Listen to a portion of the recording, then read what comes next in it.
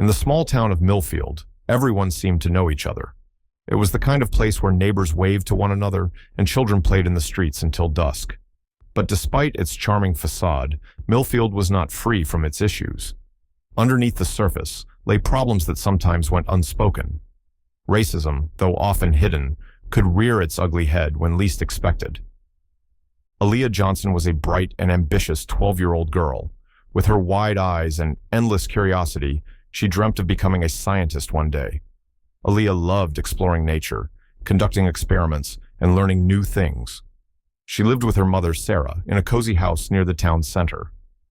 Aaliyah's grandmother, Mayor Clara Johnson, was a strong and respected figure in Millfield, known for her tireless work for equality and justice.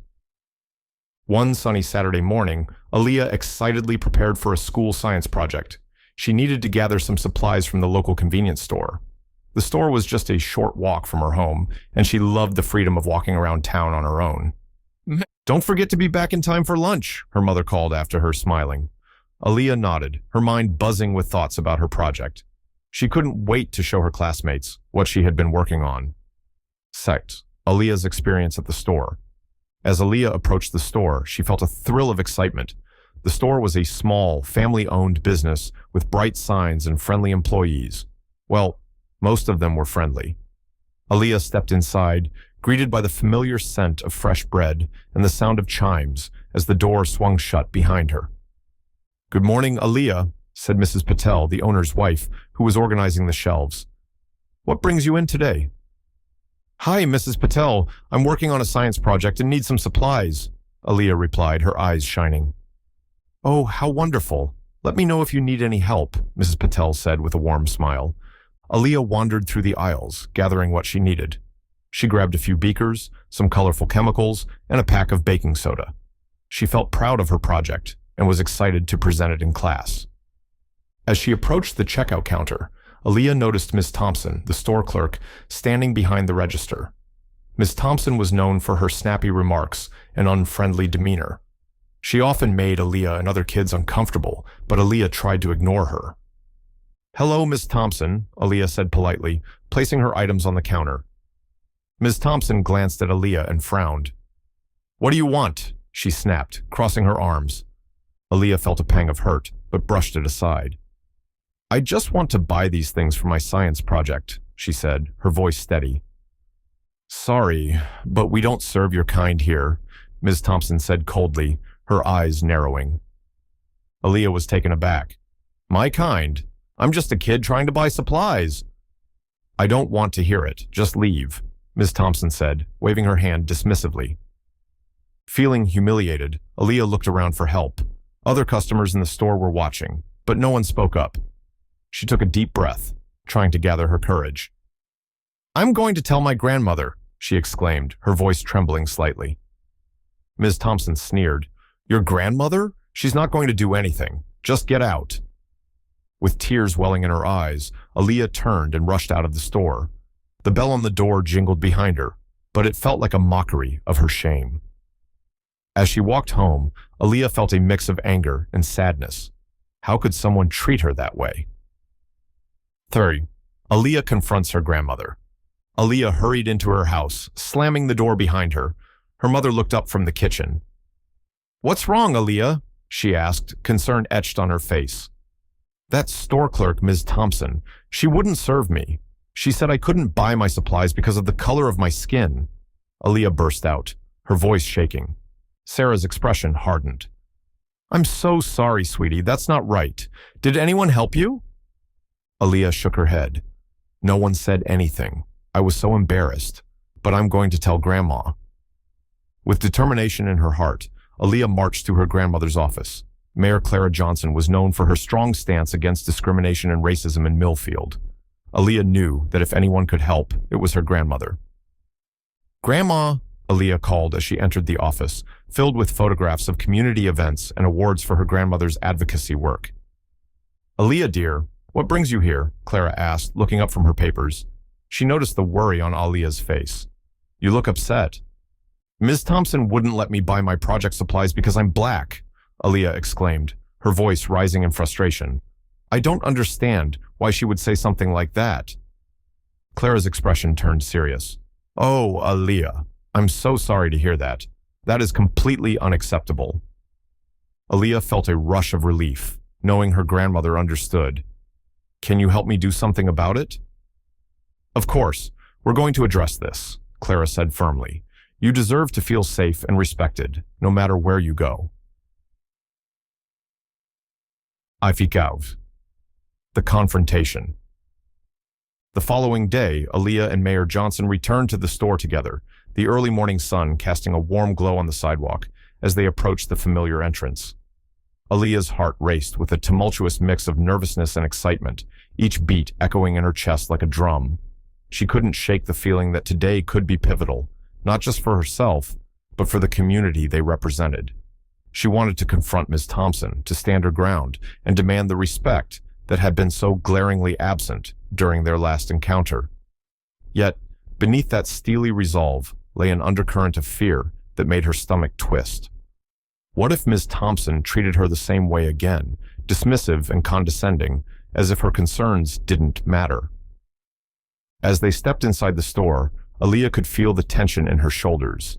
The familiar scents of baked goods and coffee wafted through the air, but instead of comfort, they heightened her anxiety.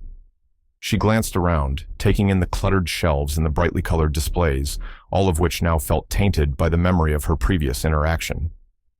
What if Ms. Thompson laughed at her again? What if the mayor's presence did little to change the dynamic?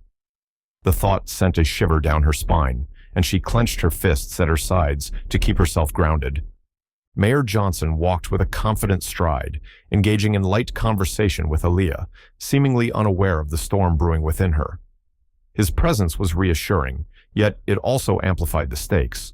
She felt an obligation to rise to the occasion, not just for herself, but to uphold the community's interests. As they approached the counter, Aaliyah caught sight of Ms. Thompson arranging products, her back turned to them. Aaliyah hesitated for a moment, her breath hitching in her throat as doubt crept in. Would she even have the courage to speak up, to voice her concerns? But then she remembered why she was there, the importance of advocating for herself and for others who felt marginalized. Taking a deep breath to steady herself, she resolved to face Ms. Thompson head-on, to demand acknowledgement and change. With Mayor Johnson at her side, she felt a flicker of hope ignite within her. Perhaps today would be different. Perhaps today she could finally make her voice heard, and in doing so, inspire others to do the same. As they walked in, Aaliyah could feel the tension in the air. The bell jingled as they entered, and Mrs. Patel looked up, a warm smile spreading across her face. "Good morning, Mayor Johnson. Aaliyah, how can I help you today?" Before they could respond, Ms. Thompson emerged from the back room, her face drained of color when she saw Clara. "Mayor Johnson," Ms. Thompson said, her voice dripping with insincerity. "What brings you here?" "I need to talk to you about the treatment of my granddaughter yesterday," Clara said, her tone firm. Ms. Thompson crossed her arms defiantly. "I don't know what you mean," she said, attempting to deflect. Aaliyah stepped forward, gathering her courage. "You told me I couldn't buy my supplies just because I'm black," she said, her voice strong. Ms. Thompson scoffed. "I was just following store policy." "Policy? You made that policy up in your head," Aaliyah exclaimed. "You can't treat people like that. It's wrong." The tension in the store was palpable. Aaliyah's heart raced as she saw customers looking on, whispering among themselves. Clara's eyes narrowed as she addressed Ms. Thompson directly. "This behavior is unacceptable. You cannot deny someone's service based on their race, and I will not stand for it." "Is this about the little girl? I was just trying to do my job," Ms. Thompson said defensively, but her voice wavered. Aaliyah's friends had entered the store, drawn by the commotion. They stood nearby, listening intently. "Tell her, Aaliyah, you deserve to be treated with respect," one of her friends shouted, raising the spirit of support in the room. Just then, a familiar face appeared at the entrance. It was Officer Taylor, the local police officer who often visited the store. He looked concerned as he approached the scene. "Is everything all right here?" Officer Taylor asked, scanning the room. Clara turned to him, her voice unwavering. "No, officer. My granddaughter was denied service based on her race, and we're addressing it right now." Officer Taylor's expression shifted to seriousness, the lightness in the room dissipating as he focused intently on Aaliyah. "That's a serious accusation," he said, his voice steady yet compassionate. "Can you tell me exactly what happened?" His demeanor encouraged Aaliyah to share her story, and she felt a mixture of apprehension and resolve. Taking a deep breath, she steadied herself, recalling the hurt and frustration that had washed over her the day before. "I went to buy supplies for my science project," she began, her voice trembling slightly as memories flooded back.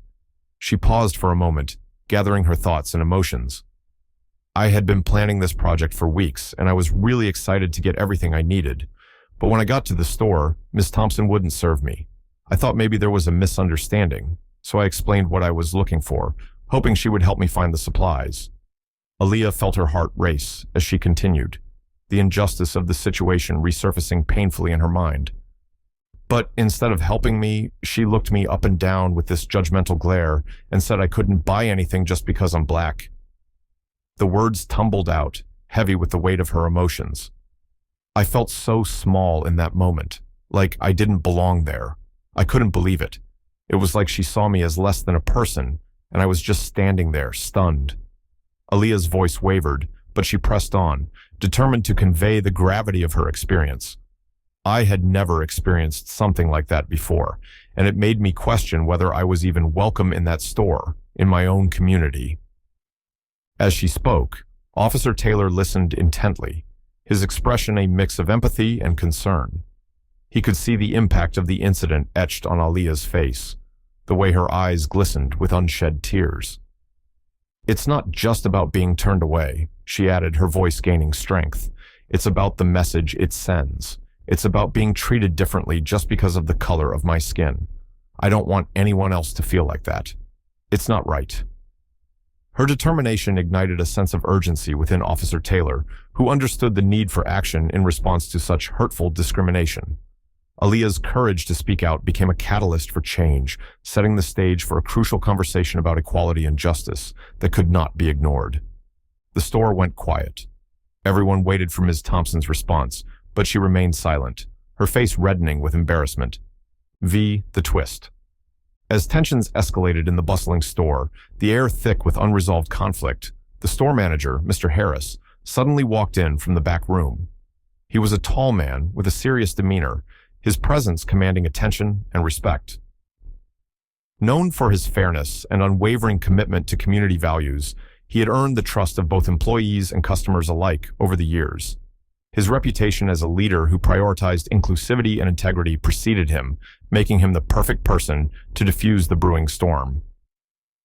"What's going on here?" Mr. Harris asked, his voice calm yet authoritative, immediately sensing the unrest that permeated the atmosphere. His keen eyes swept across the scene, taking in the charged expressions on Aaliyah's and Clara's faces, the defensive posture of Ms. Thompson, and the gathering crowd of customers who had paused their shopping to witness the unfolding drama. Clara quickly seized the opportunity to explain the situation, her voice steady but filled with urgency as she emphasized how Aaliyah had been treated unfairly. She recounted the dismissive comments and condescending attitude, her words painting a vivid picture of the disrespect that had taken place. Mr. Harris turned his attention to Ms. Thompson, who remained silent, her arms crossed tightly across her chest, a defensive posture that did little to shield her from scrutiny. He studied her face, noting the flicker of discomfort beneath her otherwise stoic expression. "Aaliyah, I'm so sorry this happened to you," Mr. Harris said, his voice sincere, resonating with a genuine concern that seemed to wrap around Aaliyah like a comforting blanket. "We have a zero-tolerance policy for discrimination in this store. I'll ensure this is addressed immediately." His commitment to action was palpable, and Aaliyah felt a swell of relief wash over her as she realized she was no longer alone in this battle. Ms. Thompson's facade began to crumble under the weight of Mr. Harris's words. "But I was just following the rules," she protested weakly, her voice shaky and defensive, as if grasping for justification amid the mounting pressure. It was clear to everyone that her attempts to excuse her behavior were falling flat, especially in light of the growing support for Aaliyah. Mr. Harris's expression hardened slightly as he replied, "The only rule you need to follow is to treat everyone with respect. No rules or procedures can justify disrespecting a customer or making them feel less than. His conviction resonated deeply within the room, galvanizing the onlookers and reinforcing the community's expectation of kindness and dignity. Aaliyah's heart raced as she realized that the tides were turning in her favor. This confrontation was not just about her. It represented a collective stand against intolerance. With Mr. Harris taking a firm stance, the dynamics of the situation shifted, and Aaliyah felt emboldened. She stood a little taller, knowing that she was part of something larger, a movement toward accountability and respect within the community.